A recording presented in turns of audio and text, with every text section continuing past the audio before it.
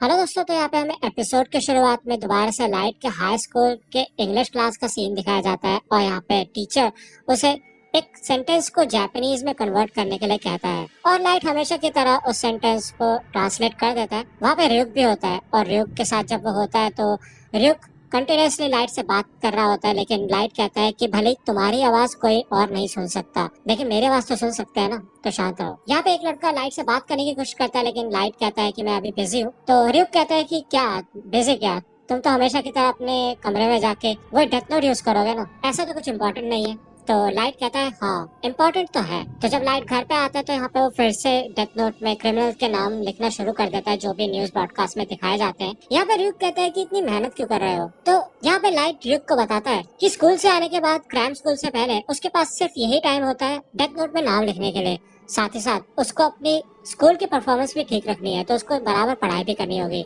उसको नींद की भी उतनी ही जरूरत है, वरना वो क्लास के अंदर सोएगा और क्लास के अंदर तो सो नहीं सकता। और साथ ही साथ उसको अपनी मेंटल हेल्थ का भी ख्याल रखना है, तो मुझे अपने समय का सही से इस्तेमाल करना होगा। लेकिन तभी लाइट की बहन सायो दरवाजा खटखटाती है और उसे अपने होमवर्क में लाइट की मदद चाहिए होती है, जिसके बाद लाइट जल्दी से डेथ नोट को बंद करके उसके ड्रॉअर में रख देता है और अपनी बहन को अंदर बुला लेता है। यहाँ पे ryuk लाइट को बोलता है कि अगर मैं तुम्हारी जगह होता तो ऐसा नहीं करता, क्योंकि तुमने वो डेथ नोट सबसे ऊपर वाले ड्रॉअर में रखी है और मैं तुम्हें बता दूं अगर कोई और उस डेथ नोट को टच करेगा तो वो भी मुझे देख पाएगा। तो यहाँ पे लाइट मन में कहता है कि ये शिनिगामी ये बात पहले नहीं बता सकता था, और वो भी इतनी इंपॉर्टेंट चीज। लेकिन फिर भी लाइट शांत दिखने की कोशिश करता है और अपनी बहन की मदद करता है मैथ्स होमवर्क करने में। यहाँ पे हमें दूसरी ओर ICPO का सीन दिखाया जाता है, यानी कि इंटरनेशनल क्रिमिनल पुलिस ऑर्गेनाइजेशन। और यहाँ पे सारे देशों के ऑफिशियल्स बैठे होते हैं। मीटिंग की शुरुआत में ये डिस्कस किया जाता है कि एक ही हफ्ते में 52 क्रिमिनल्स की डेथ हुई है, वो भी सिर्फ हार्ट अटैक से। उनमें से एक ऑफिशियल बोलते हैं तो दिक्कत क्या है, वैसे भी इन सभी क्रिमिनल्स को उम्र कैद या फिर फांसी की सजा होने ही वाली थी, तो जो हुआ अच्छा ही हुआ। लेकिन दूसरा मेंबर कहता है कि ऐसा कैसे बोल सकते हो तुम, भले ही ऐसा होना था, लेकिन इतने सारे लोगों को एक साथ मारना तो मर्डर ही हुआ। तो यहाँ पे इन सब लोगों के बीच में बहस हो जाती है। कुछ लोग कह रहे होते हैं कि ये सिर्फ एक इत्तेफाक है, और दूसरी ओर लोग कहते हैं कि इत्तेफाक कैसे हो सकता है जब इतने सारे क्रिमिनल्स अलग अलग जगह मौजूद है, फिर भी उनको एक साथ हार्ट अटैक आ जाए, ऐसा कैसे हो सकता है। यहाँ पे इनकी बहस बढ़ती ही जाती है, लेकिन तभी उनकी मीटिंग का हेड सबको शांत कर देता है और बोलता है कि इस हिसाब से इंटरपोल के पास एल को बुलाने के अलावा और कोई चारा नहीं है। ये सुनते ही सारे लोग शांत हो जाते हैं और अपने आसपास के लोगों से बात करने लग जाते हैं। तो मात्सुरा चीफ से पूछता है कि एल का क्या मतलब है। तो वो चीफ बताता है कि एल एक ऐसा डिटेक्टिव है जिसका असली नाम और आइडेंटिटी किसी को भी नहीं पता। इंसानियत के आज तक के जितने भी मुश्किल से मुश्किल केस है उनको एल ने ही सुलझाया है, और वो ICPO का ट्रम्प कार्ड है, और जितने भी केस ICPO ने एल को दिए हैं वो सारे उसने सॉल्व करके दिखाया है। लेकिन तभी उनमें से एक मेंबर बोलता है कि हम एल को कांटेक्ट कैसे करेंगे अगर हमें उससे केस सुलझाना है तो, और वैसे भी हमने सुना है कि वो बहुत घमंडी है और वो सिर्फ उन्हीं केसेस पे काम करता है जिनमें उसका इंटरेस्ट होता है। लेकिन उस मेंबर के इस सवाल का जवाब उसे उसी समय एक लंबा सा आदमी दे देता है, जिसने काफी लंबा सा कोट भी पहन रखा होता है।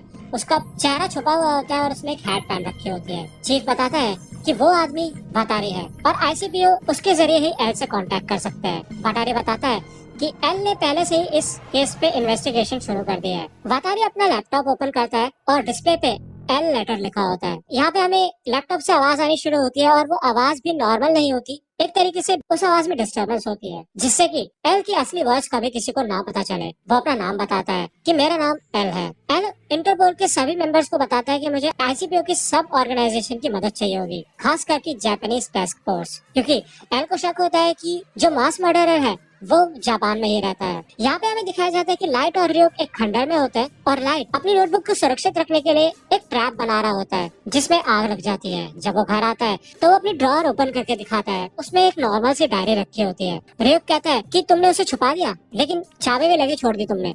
तो लाइट यहाँ पे ड्रॉअर ओपन करके दिखाता है और यहाँ पे एक नॉर्मल डायरी होती है। तो लाइट बताता है कि किसी को भी ये डायरी अगर मिलेगी और ड्रॉअर अगर अनलॉक है तो सबको यही लगेगा कि मैं यही छुपा रहा था, तो उसके बाद वो और ताका झाकी नहीं करेंगे। लेकिन डायरी के नीचे डेथ नोट की छुपाने की असली जगह है, जिसको खोलने के लिए बॉल पॉइंट पेन के रिफिल का इस्तेमाल किया जा सकता है। ड्रॉअर के नीचे मौजूद छेद में अगर वो बॉल पॉइंट पेन की रिफिल डाली जाएगी तो वो फॉल्स बॉटम उठाया जा सकता है। अब यहाँ पे हमें दिखाया जाता है कि लाइट ने कनेक्शन सेटअप कर रखा होता है डेथ नोट को छुपाने के लिए, लेकिन वो सर्किट पूरा नहीं होता, क्योंकि ड्रॉअर का फॉल्स बॉटम और रिफिल की मदद से उसमें इंसुलेशन पैदा होता रहता है, यानी कि वो सर्किट पूरा नहीं हो पाता। लेकिन अगर कोई भी ऊपर से उस फॉल्स बॉटम को पहचान के उठा भी ले तो वो सर्किट पूरा हो जाएगा और डेथ नोट में उसी समय आग लग जाएगी। और अगर कोई पूछेगा तो मैं बोल दूंगा कि मैं अपनी असली डायरी छुपा रहा था और मैं नहीं चाहता था कि वो कोई पढ़े। और तुम तो समझ ही सकते हो, जेल जाने से अच्छा है कि थोड़ी सी आग ही झेल ली जाए। यहाँ पे हमें दिखाया जाता है कि और भी कई सारे क्रिमिनल्स हार्ट अटैक से मरते हैं और लोग लाइट को कीरा के नाम से जानने लग जाते हैं। लेकिन न्यूज रिपोर्ट्स में अभी भी अथॉरिटीज यही कहती है कि ये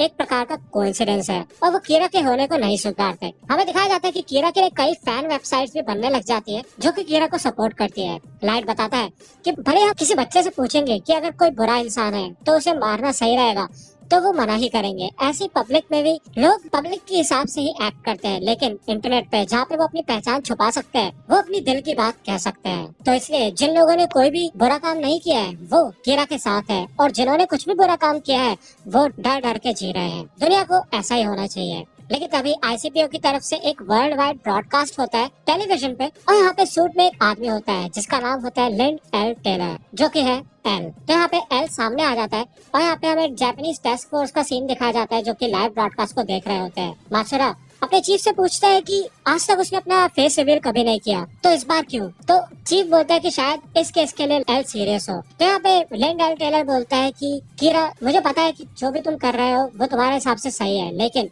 असलियत में तुम एक क्राइम कर रहे हो। तुम्हें लगता है तुम इंसाफ कर रहे हो लेकिन जो तुम कर रहे हो वो गलत है और तुम बुरा कर रहे हो। तो यहाँ पे जैसे ही लिंड एल टेलर कीरा को इविल बोलता है तो यहाँ पे लाइट काफी ज्यादा गुस्सा हो जाता है और वो गुस्से में लिंड एल टेलर का नाम डेथ नोट में लिख देता है और कहता है कि अगर तुम थोड़े और स्मार्ट होते तो मजा आता, लेकिन तुम्हारी कहानी आज यही खत्म होगी। तो 40 सेकंड बाद लिंड एल टेलर गिर जाता है और उसको हार्ट अटैक आता है। उसको कैमरे के सामने से ले जाया जाता है, लेकिन तभी स्क्रीन यहाँ पे एल साइन पे शिफ्ट हो जाती है जिसे देख के लाइट थोड़ा शॉक हो जाता है। यहाँ पे हमें एल की आवाज सुनाई जाती है जो कि फिर से डिस्टर्बेंस के साथ होती है और एल कहता है कि इसका मतलब तुम बिना उस जगह मौजूद हुए वहाँ पे किसी को भी मार सकते हो, लेकिन तुम ऐसा करते कैसे हो। अगर मैंने ये अपनी आंखों से नहीं देखा होता तो शायद मुझे इस बात पे यकीन भी नहीं होता। और यहाँ पे एल लाइट को चैलेंज करता है कि अब मुझे मार के दिखाओ। तो यहाँ पे लाइव ब्रॉडकास्ट चल रहा होता है तो लोग भी कहते हैं कि ये तो कीरा वर्सेस एल हो रहा है और ये एक लाइव मर्डर चल रहा है। लोग कीरा को कहते हैं मार दो कीरा, लेकिन यहाँ पे क्योंकि लाइट बिना किसी नाम और चेहरे के